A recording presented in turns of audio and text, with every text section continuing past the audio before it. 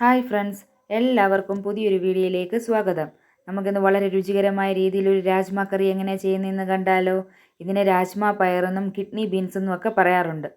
അതിനായിട്ട് 2 കപ്പ് രാജ്മ പയർ ഓവർനൈറ്റ് നമുക്ക് സോക്ക് ചെയ്യാനായിട്ട് വെക്കാം. കടലയൊക്കെ നമ്മൾ വെള്ളത്തിൽ കുതിരാനിടുന്ന പോലെ തന്നെയാണ് ഇതും.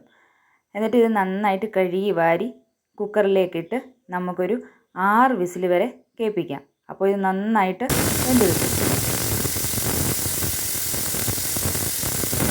ഒരു 6 വിസിലൊക്കെ ആകുമ്പോൾ നന്നായിട്ട് വെന്ത് കിട്ടും.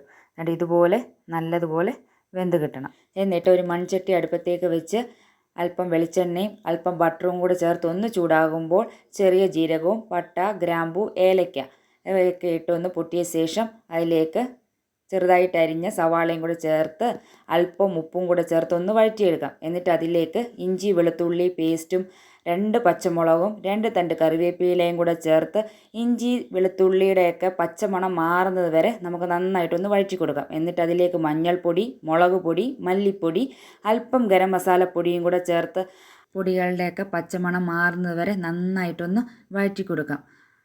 പൊടിയൊക്കെ ഒന്ന് മൂത്ത് വരുന്ന സമയമാകുമ്പോൾ അതിലേക്ക് അരച്ച് വെച്ച തക്കാളിയും കൂടെ ചേർത്ത് കൊടുത്ത് നന്നായിട്ടൊന്ന് മിക്സ് ചെയ്യാം. തക്കാളിയുടെ പച്ചച്ചവയൊക്കെ ഒന്ന് മാറി എണ്ണയൊക്കെ തെളിഞ്ഞു വരുന്ന സമയമാകുമ്പോൾ അതിലേക്ക് തിളപ്പിച്ച വെള്ളവും കൂടെ ചേർത്ത് വരുമ്പോൾ അതിലേക്ക് വേവിച്ച് വെച്ചിരിക്കുന്ന പയറും കൂടെ ചേർത്ത് നന്നായിട്ടൊന്ന് മിക്സ് ചെയ്യാം.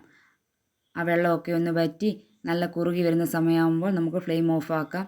ഇത് ചോറിനൊപ്പം ചപ്പാത്തിക്കൊപ്പം വളരെ നല്ലതാണ്. ഇഷ്ടമായെങ്കിൽ സബ്സ്ക്രൈബ് ചെയ്യാൻ മറക്കല്ലേ. താങ്ക്